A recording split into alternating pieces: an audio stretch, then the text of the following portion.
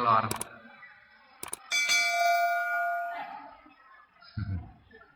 Kelor ini mengandung hampir 20 jenis asam amino. Ini dia ini. Dan asam amino adalah bahan baku badan kita. Gen kita itu bahan bakunya asam amino. Makanya ibu-ibu kalau maaf ketemu dengan anak-anak yang autis, kasih kelor. Kasih kelor. Dalam bentuk apa? Sayur boleh, kapsul begini boleh, ya, atau di blender juga boleh. Ya, kelor. Kelor ini mengandung minyak yang sama kayak zaitun. Luar biasa kan? Saya tuh kadang-kadang semakin saya belajar kayak begini, saya semakin kagum dan semakin takjub dengan apa-apa yang Allah ciptakan. Bayangkan Mbak Bu, hanya dengan bermodalkan minum serai gitu kan, tapi nggak makan lagi yang aneh-aneh, ada orang bisa bebas dari penyakit autoimunnya. Hanya bermodalkan minum serai. Artinya apa? Kalau bapak-bapak sekarang mau sedikit mengubah isi piringnya, isi gelasnya, Anda bisa dapat kesehatan yang jauh lebih baik. Pagi-pagi misalkan sukanya minum teh manis, ganti dengan teh serai misalkan. Pagi-pagi biasanya minumnya kopi sasetan maaf yang harga 500.000 itu saran saya jangan minum lagi lah itu. Ya, itu nggak tahu isinya apa. Sebagian besar mungkin wallahualam saya nggak tahu isinya, tapi kayak bau kopi udah nggak ada. Kita cuma minum gula doang di situ sama karbon. Ya. Itu. Ganti dengan apa? Ganti dengan jahe. Anda bisa bikin jahe, ya, jahe yang dikeprek atau diiris-iris, ya. Lalu Anda masukin daun pandan, sudah cukup untuk sarapan pagi. Habis itu minum VCO 1 sendok, sudah cukup untuk aktivitas sampai siang. Cukup, insya Allah cukup. Makan buah sedikit, itu sarapan namanya. Ibu-ibunya juga dikasih bapak-bapaknya sarapan enzim pagi-pagi. Anda bikin sayuran gitu kan. Sayuran mungkin ada tomat, ada timun ya. Ada mungkin brokoli ya. Lalu cincang-cincang atau dipotong-potong kecil, kasih jeruk nipis, kasih madu, kasih lada sedikit, kasih zaitun. Sudah jadi salad. Sarapan. Ya kan? Seperti itu. Atau pagi-pagi Anda minum super enzim yang terbaik yang ada di negeri ini. Atau probiotik yang terbaik, namanya tempe. Tempenya di blender, di jus.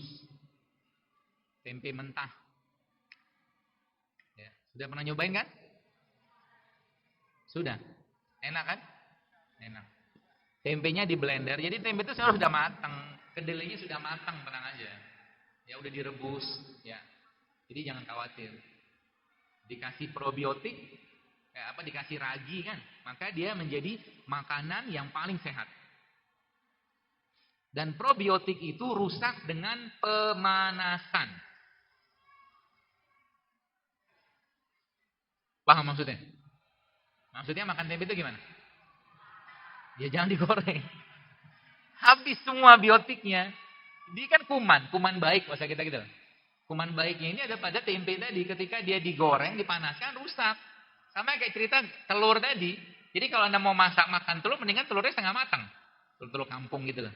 Kan tidak terlalu panas gitu kan, dan tidak pakai minyak juga, lebih baik kayak begitu.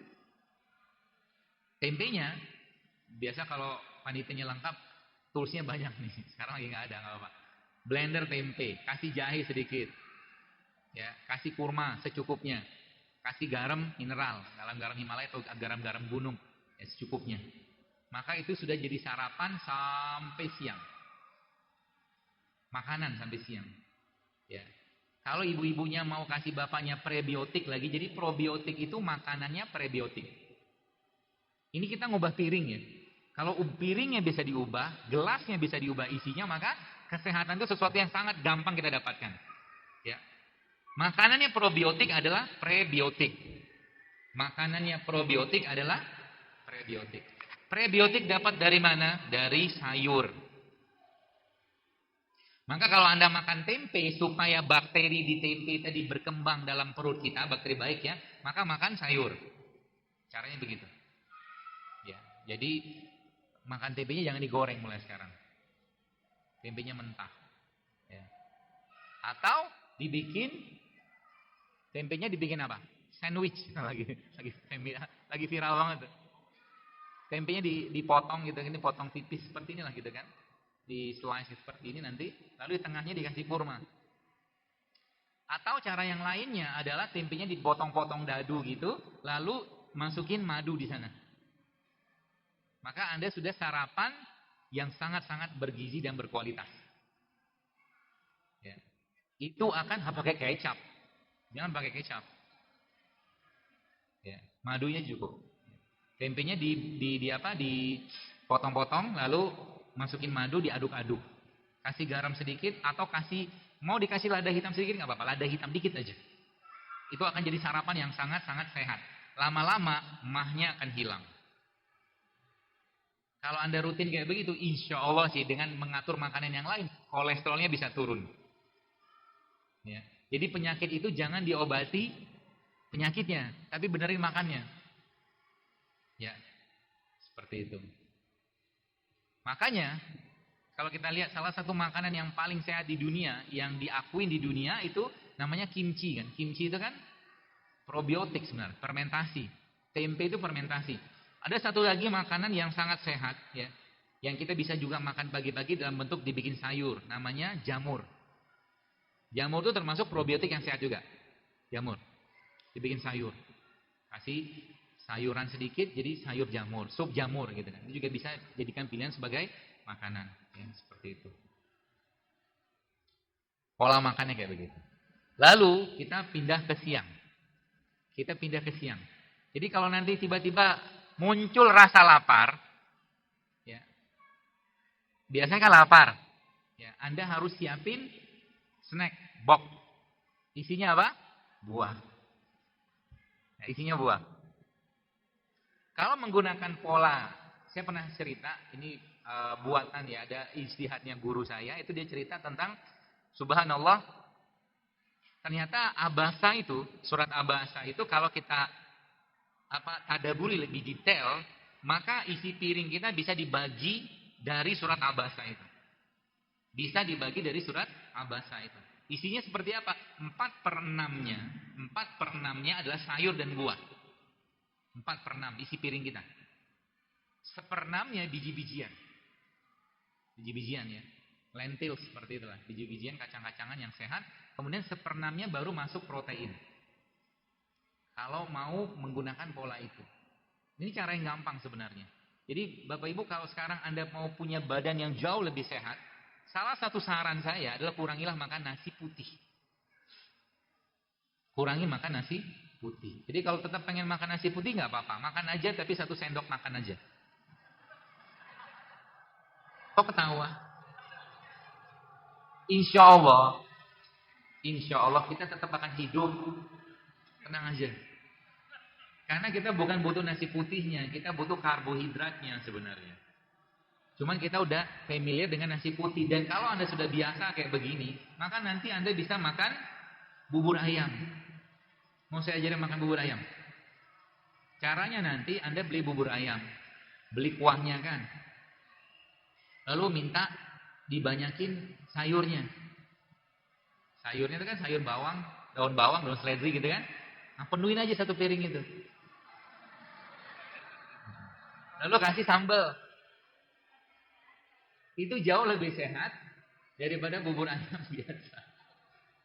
Namanya tadi apa? Sup bubur ayam. Anda bayangkan loh sekarang. Kenapa kita sekarang banyak generasi kerupuk. Banyak orang yang bermental kerupuk karena kebanyakan makan kerupuk kali ya. Maksudnya generasi kerupuk itu apa? Generasi yang susah banget disuruh bangun malam. Itu generasi kerupuk. Jadi nggak usah kita cerita, misalkan nanti suatu hari kelak ada perintah jihad dari pemimpin kaum muslimin, misalkan boro-boro, ya. Mau gimana mau perintah jihad, bangun malam aja susah? Mau gimana mau jihad kalau baca Quran 1 lembar aja nggak bisa sehari? Kenapa? Makanan mempengaruhi perilaku. Kalau Anda makan sehat, perilaku kita pasti bagus. Itu kata kuncinya. Kalau Anda sudah mulai terbiasa dengan produk ciptaan Allah, ya, produk ciptaan Allah maksudnya sesuatu yang Allah ciptakan di atas tanahnya, ya, mendapatkan mataharinya, maka sehat. Pasti sehat. Buah, sayur gitu kan. Bahkan kalau makan durian, boleh nggak makan durian? Durian bagus nggak? Bagus. Tapi tidak makan 1 buah durian. 1 potong, 2 potong, 3 potong oke lah. Bukan 1. Ya, habis makan durian, bijinya direbus. Karena biji durian itu mengandung kolagen yang bagus untuk tulang. Itu luar biasa kan Allah itu menciptakan ya. Ya.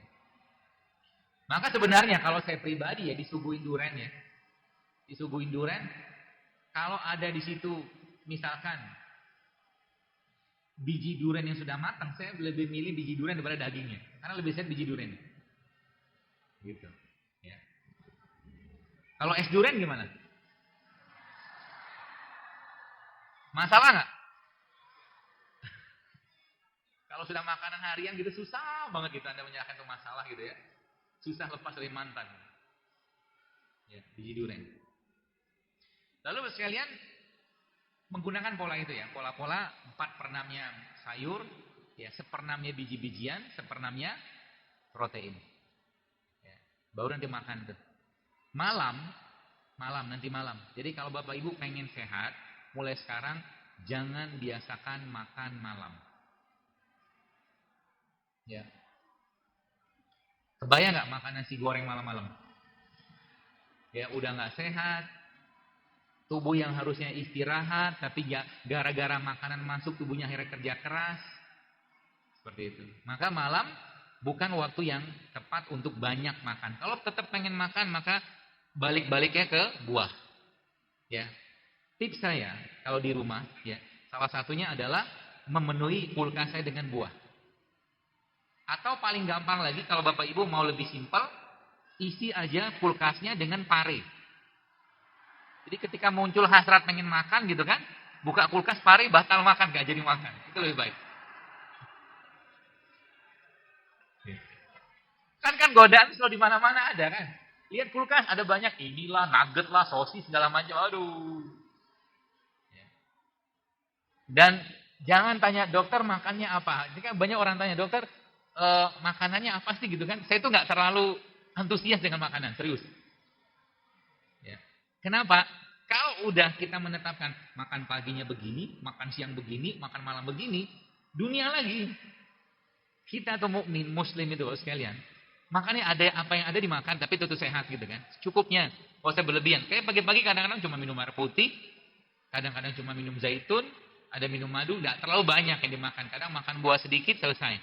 Nggak ada ribut urusan makanan. Ya.